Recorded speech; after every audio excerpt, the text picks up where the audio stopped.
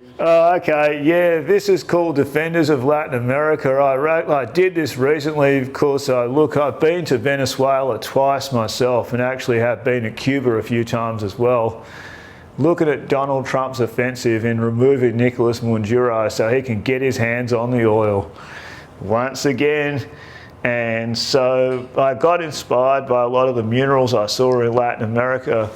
The fist with the Venezuelan and Colombian flags punching Donald Trump in the head and knocking his teeth out, and his Nazi patch on his chest, because basically America continuing to behave like fascists who have no respect for these countries' sovereignty.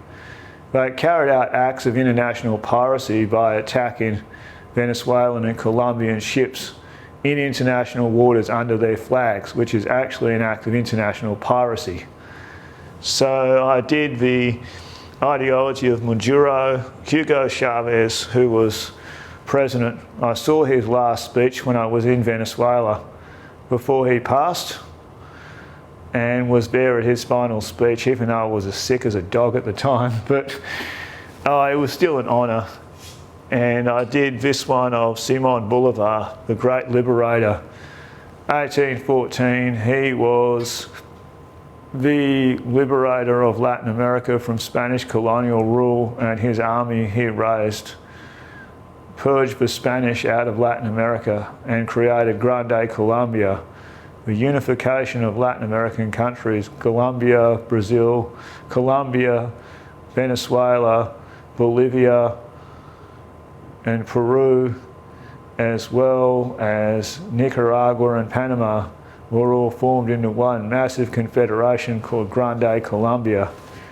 Colombia betrayed that and they seceded from Grande Colombia, and subsequently it broke up. Bolivar is a hero through South America. His statues of him on his white stallion are in Bolivia, La Paz, Caracas, Bogota, most major cities, all the way through Latin America. As the liberator, and of course the Mexican flag and Mexico's role now in subsequently standing up to Donald Trump and his subsequent abuse of Mexico, who have told him in no uncertain terms to go fuck himself, and rightfully so. So I put the burning ships down the bottom, sort of showing that what he has done. And I used the Latin American colours to talk about the ideology of Latin American people and their culture. So that was the idea behind that one. And of course Donald Trump's the orange man there, who does look like a rogue Oompa Loompa.